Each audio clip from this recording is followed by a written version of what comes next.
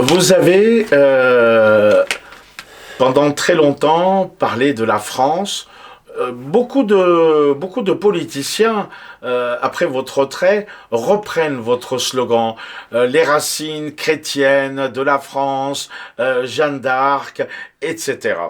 Alors, mais parallèlement à cela, il y a aussi un autre souci, c'est que euh, on ne peut pas peut-être mettre sur le même pied d'égalité tous les musulmans, en sachant qu'il y a aussi des pays arabes et musulmans, comme l'Arabie saoudite ou les Émirats arabes unis, qui ont souffert eux-mêmes par des mouvements islamistes et qui sont en lutte acharnée contre eux. Comment vous réagissez à cet environnement aujourd'hui un peu chaotique au Moyen-Orient? D'abord, il y a un problème qui découle, je l'ai dit tout à l'heure, de l'augmentation du chiffre des populations. Et ce qui crée en particulier à nos portes un risque lié à ce qu'on peut appeler le monde musulman.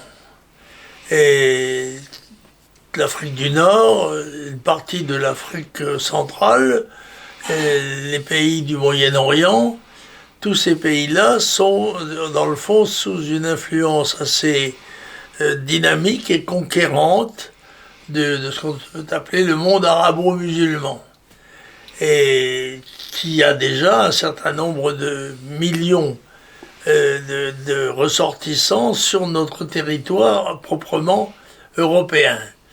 Donc il y a là une situation qui est à surveiller de près, et qui est même, dans certains cas, redoutable. Cela étant, je pense que la France, qui a été une grande puissance musulmane, en quelque sorte, oui, parce elle avait dans son territoire quand même un certain nombre de pays qui sont aujourd'hui des pays indépendants, mais qui étaient à ce moment-là sous l'influence de la France, et sous la direction de la France même, donc on a pu dire que c'était une puissance qui a été elle-même musulmane, bien qu'elle soit fondamentalement judéo-chrétienne dans ses origines, on peut dire. Et la répartition nouvelle des nations lui a redonné en quelque sorte son caractère plus ancien, je veux dire, plus limité. Nous n'avons plus pratiquement territoire musulman dans la France actuelle, mais nous avons une affinité sans doute civilisationnelle, une approche en tout cas bienveillante à l'égard de ce monde-là, qui quelquefois ne l'est pas toujours à notre égard. Vous pensez par exemple peut-être à un islam politique ou au réseau des salafistes ou wahhabites ou au réseau d'Erdogan par exemple, Oui, de la Turquie? ce sont des problèmes un peu différents parce que, bien sûr, l'activisme islamiste, sa volonté conquérante doit être réprimée sous peine de lui être soumise. Je dirais que le problème de la Turquie est un peu différent.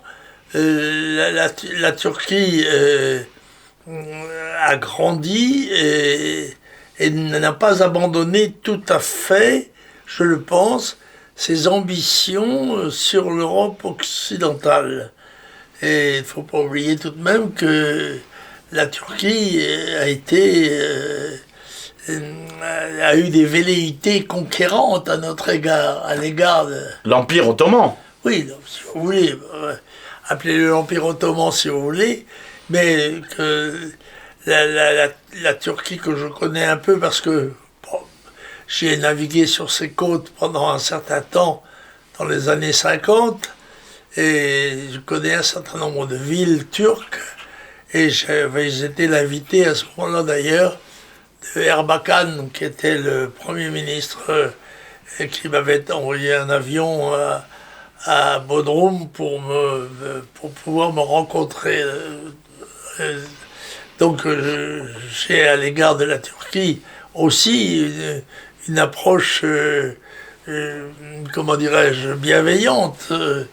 Mais je ne me cache pas que sa présence pèsera de plus en plus lourd sur l'Est européen.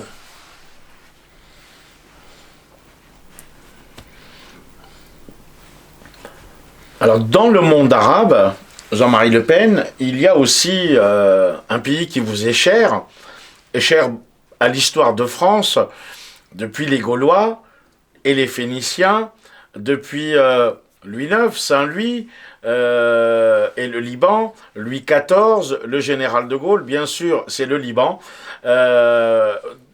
Beaucoup de Libanais n'ont jamais oublié votre engagement, puisque le Liban a été évidemment dans son passé, après la Phénicie, occupé par l'Empire ottoman.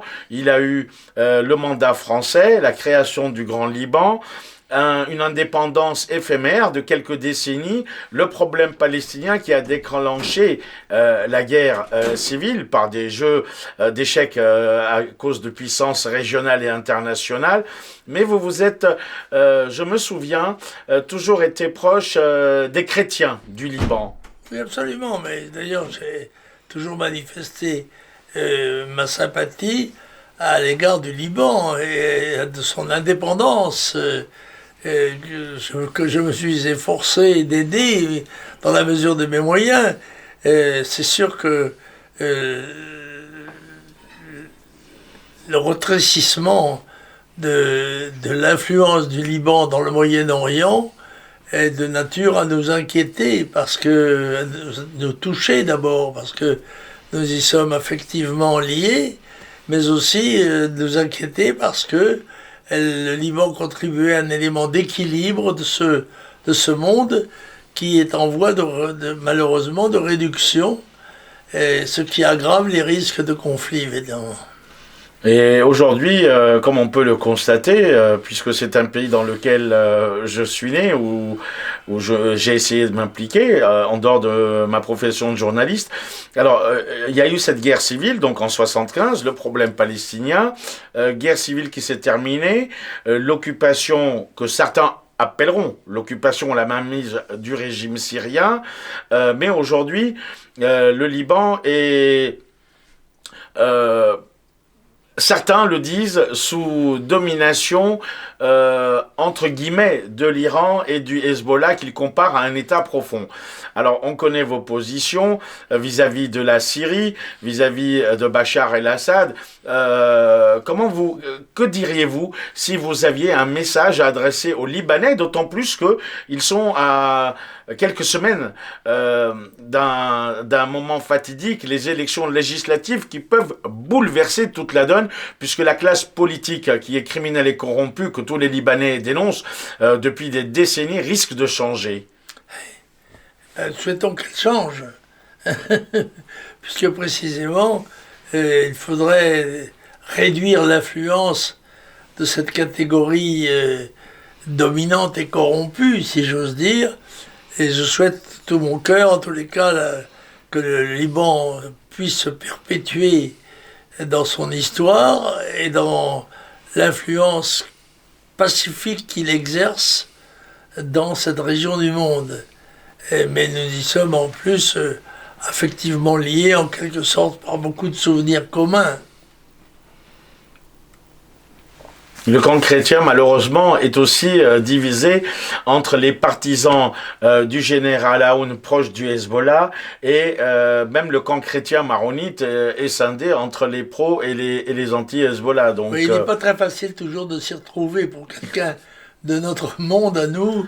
Nous regardons ça quelquefois avec étonnement, sans comprendre toujours quelles sont les influences qui s'opposent et qui se contredisent. C'est le jeu d'échecs, toujours des puissances internationales qui, par des pions interposés, ce qu'on appelle des zaïms, des chefs de parti, qui sont des chefs confessionnels, puisque chaque confession, malheureusement, chaque religion, c'est un petit pays grand comme un département français, dans lequel cohabitent 19 religions et 19 communautés, d'où la complexité du sujet. Sans parler des influences qui s'exercent, et aussi bien d'ailleurs de l'Est que de l'Ouest, et qui arrivent tout de même à faire bon ménage. La preuve, c'est que le Liban est toujours là. C'est qu'il a quand même des qualités de pérennité qui le rendent plus sympathique encore. Avec un effondrement économique, la monnaie ne vaut plus rien, les Libanais quittent le pays en guise de désespoir, l'explosion du port de Beyrouth et les salaires qui étaient de l'équivalent de 1000 ou 2000 dollars aujourd'hui sont à l'équivalent de 20 ou 30 dollars. Donc c'est pire qu'au Venezuela. Ah, en effet, ça doit dire que j'ignorais cette donnée, mais c'est sûr qu'elle est inquiétante et qu'elle peut laisser craindre des développements navrants dans cette région. Mais aussi des richesses qui ont été découvertes, puisque le Liban se retrouve avec des hydrocarbures qui sont autant grandes que celles du Golfe et de l'Arabie Saoudite. Donc dans les années à venir, le Liban va être un des pays les plus riches du monde. Est-ce que cette richesse, vous pensez qu'elle doit profiter au peuple souverain libanais ou est-ce qu'elle va être partagée par les groupes internationaux puisqu'elle partage du gâteau? Je crois qu'elle doit prioritairement servir les intérêts de la population du Liban, qui en a bien besoin. Et ça constituerait d'ailleurs un élément de cohésion de la population, puisque vous avez décrit tout à l'heure qu'un certain nombre de gens quittaient le Liban. Peut-être auront-ils intérêt cette fois-ci, grâce au pétrole, à revenir au pays ou en tous les cas s'y maintenir et à assurer la survie. La survie économique est une des conditions de la survie tout court.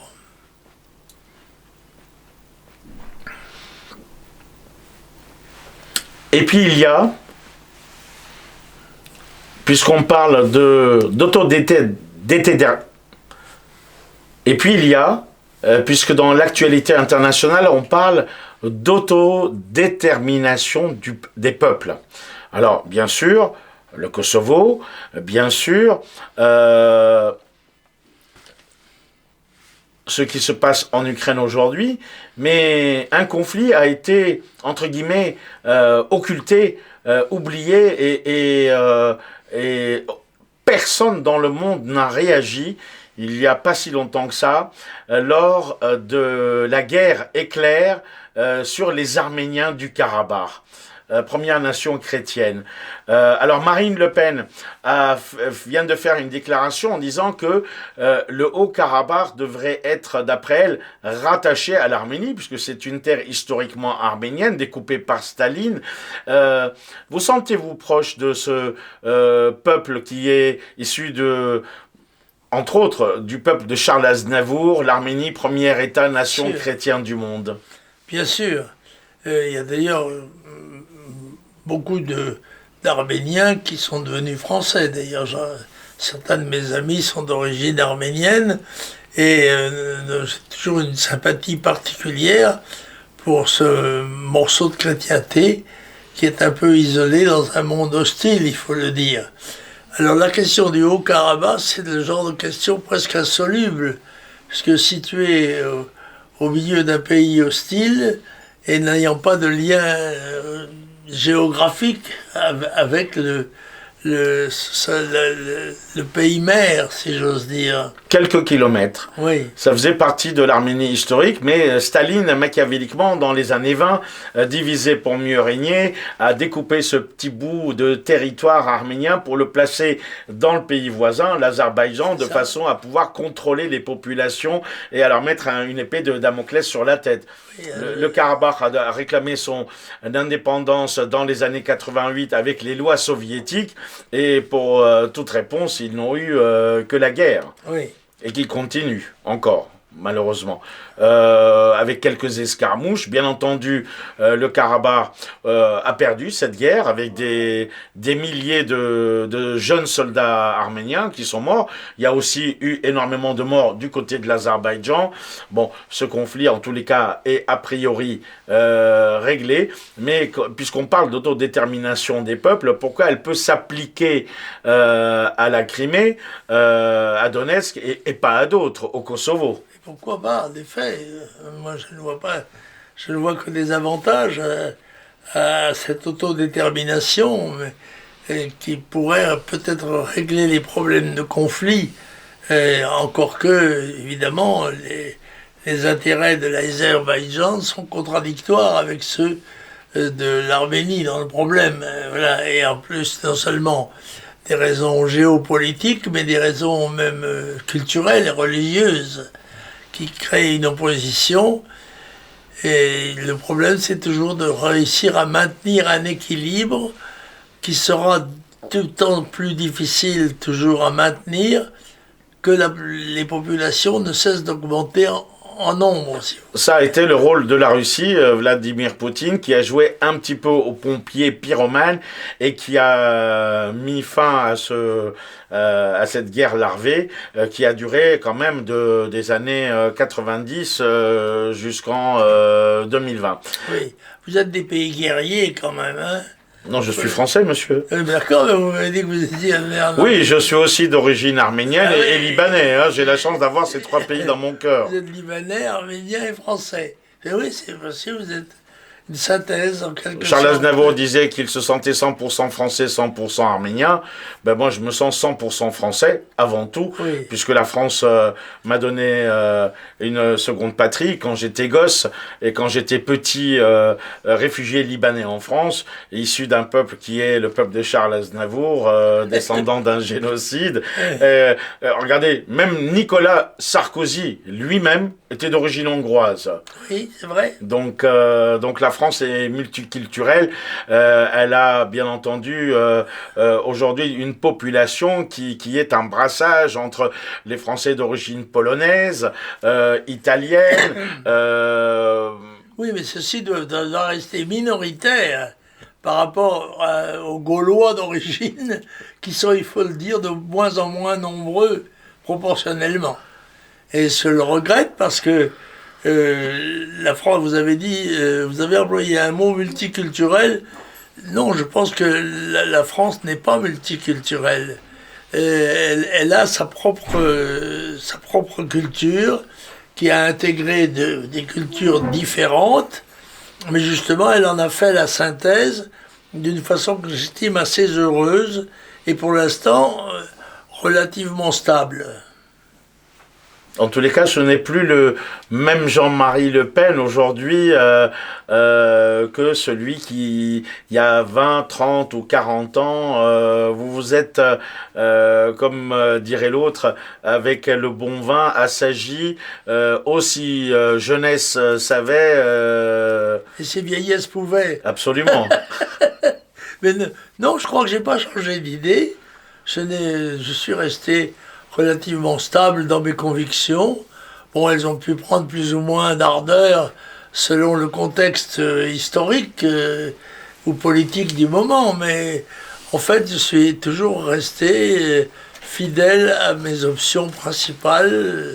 Fut un temps où on vous a catalogué en France comme l'extrême droite raciste, alors que moi je me souviens de Jacques Chirac, de sa fameuse phrase « Le bruit et les odeurs du Sénégalais à côté sur le palier ». Et puis bien sûr, ces phrases, que vous souvenez-vous du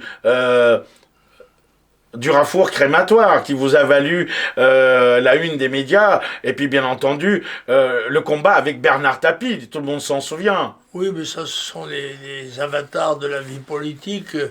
C'est assez banal, dans le fond, qu'il y ait que des contradictions.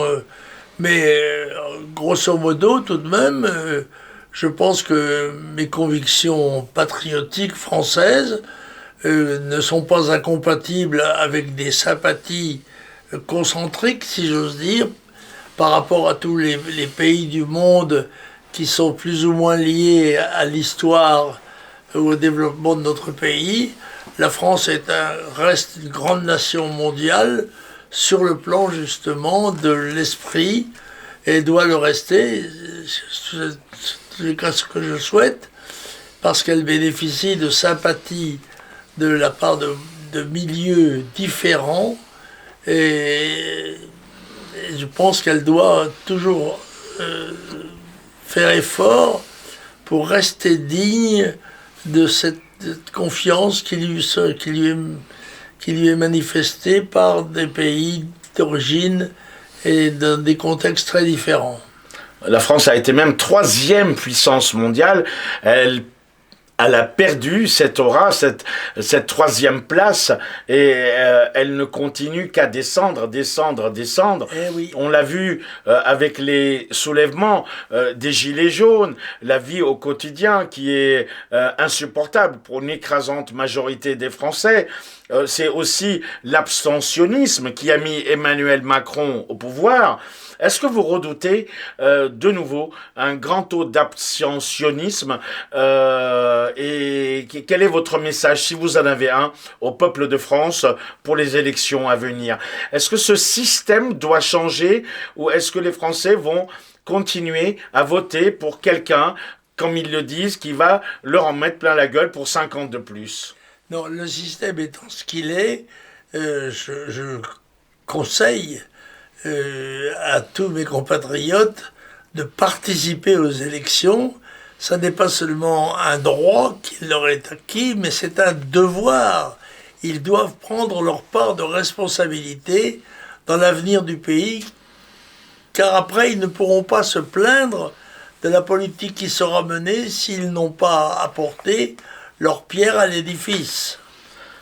Alors dans certains pays, en dehors de la France, lorsque le peuple vote, il vote pour des dirigeants, mais une fois les dirigeants en place, les dirigeants écoutent le peuple et c'est le peuple par des référendums ou par des ordonnances qui choisissent leur destin. On l'a bien vu en France. Les référendums, il n'y en a pas. L'opinion du peuple, le peuple n'est pas écouté. Souvenez-vous de Maastricht, les Français avaient dit non. Mitterrand a fait fi de la demande populaire et du vote du peuple. Donc on en revient à la même question. Est-ce qu'il n'y a pas un problème dans cette constitution, dans ce système? Est-ce qu'il n'y aurait pas des améliorations à faire? C'est-à-dire que le système, s'il est respecté, il n'y a pas de problème. C'est quand il est violé, comme il l'a été lors de Maastricht, ben ça aurait dû être sanctionné sur le plan politique par le peuple français. Ça ne l'a pas été. Et je le regrette pour ma part, car en effet, quand des règles sont établies je dirais d'un accord commun, grosso modo, eh bien, elles doivent être respectées, faute de quoi c'est l'anarchie, qui est probablement pire encore que la dictature. Oh là, certains parlent même de dictature dissimulée pour Macron, élu par le peuple pour servir le peuple, mais on voit bien qu'aujourd'hui, une grande partie des députés ne servent pas le peuple, mais uniquement leurs propres intérêts. Non, ça je crois que ça tient au fait de la majorité parlementaire, et je regrette pour ma part que les élections législatives aient lieu en même temps, enfin, ou dans le même temps dans la que foulée, les élections présidentielles, avec la durée de 5 ans. Je pense qu'il faudrait rétablir la durée du mandat présidentiel de 7 ans, ce qui aurait l'avantage de séparer les deux consultations et me paraîtrait donner un équilibre supérieur à la politique française. Jean-Marie Le Pen, et pour terminer, vous nous avez reçus chez vous. Bien sûr, vous êtes un homme qui a été le symbole de la virilité pour beaucoup de femmes en France et dans le monde. Vous avez toujours été entouré par des femmes. Tout votre entourage a toujours été féminin. Et je remarque même que même les chiens que vous avez chez vous sont du sexe féminin. Alors, est-ce que ce que disait le poète Aragon, la femme est l'avenir de l'humanité, vous le comprenez? La femme est l'avenir de l'homme, oui, absolument. D'ailleurs, vous savez, j'ai 3 filles. Conséquent, je n'ai pas de garçon. Et je ne le regrette pas particulièrement, mais enfin, tout de même, je sais que j'ai été accusé d'être extrémiste parce que j'avais des positions normales et viriles, mais c'est l'inverse qui serait critiquable. Je vois qu'on se pose des questions, d'ailleurs maintenant, je lisais tout à l'heure dans un journal très, très sérieux, l'affaire de Madame Macron. qu'on a Jean-Michel Trogneux, entre guillemets. Jean-Michel Trogneux. C'est une histoire extraordinaire que j'ai essayé de lire. Oui, il y a eu des homosexuels et des transsexuels invités à l'Élysée un 14 juillet. Ça a choqué beaucoup de monde. C'est vrai, c'est vrai, c'est vrai. Et aussi, on dit que le président a une alliance à chaque main. Ce qui serait peut-être une expression de l'expression la voile est au moteur. Je ne sais pas. Écoutez, en tous les cas, quand on le voyait à vélo, il était avec Alexandre Benalla, avec un beau t-shirt rose, une belle couleur. C'est vrai. On dit qu'il n'y a pas de fumée sans feu, mais c'est son choix, Si, peut-être. il peut y avoir de la fumée sans feu avec les fumigènes. Justement, qui donne l'illusion du feu par la fumée, sans qu'il y ait le feu proprement dit. Alors, cela étant, ma foi, jusqu'à présent, la présidence de la République n'a pas été un grand succès. Mais je crains qu'elle se perpétue par lassitude électorale, par, comment dirais-je, doute des mérites de la démocratie, ou en tous les cas de la manière dont elle s'applique chez nous. Il me semble que la politique française manque de dynamique.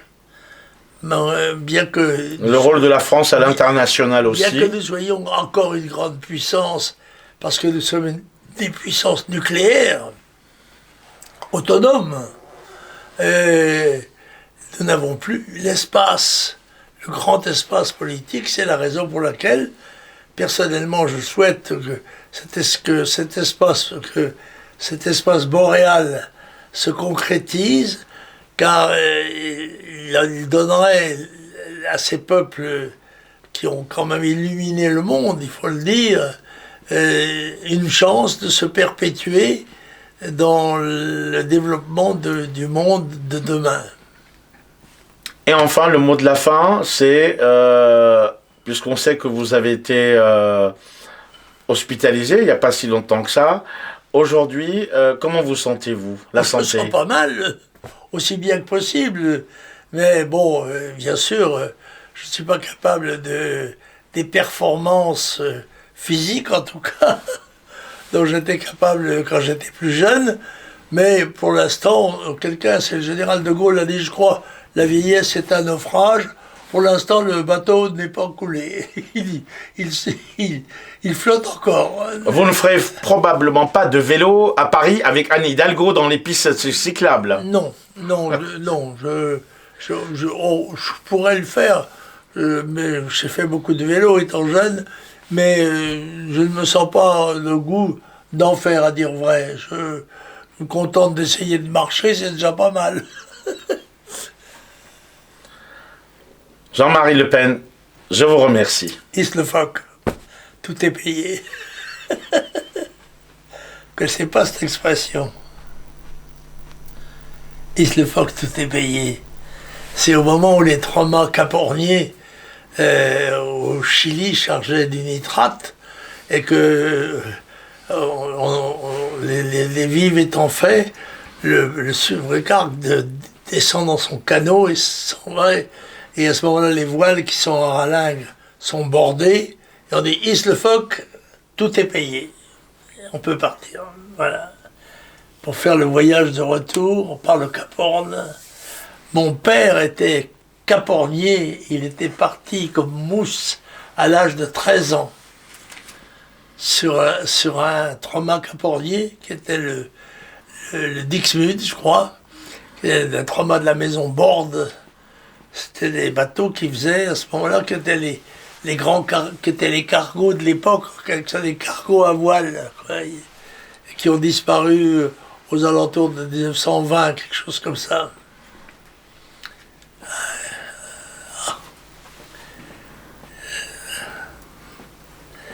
Il y aurait beaucoup à dire. On va faire le revoir dans les plusieurs langues, tout comme on l'a fait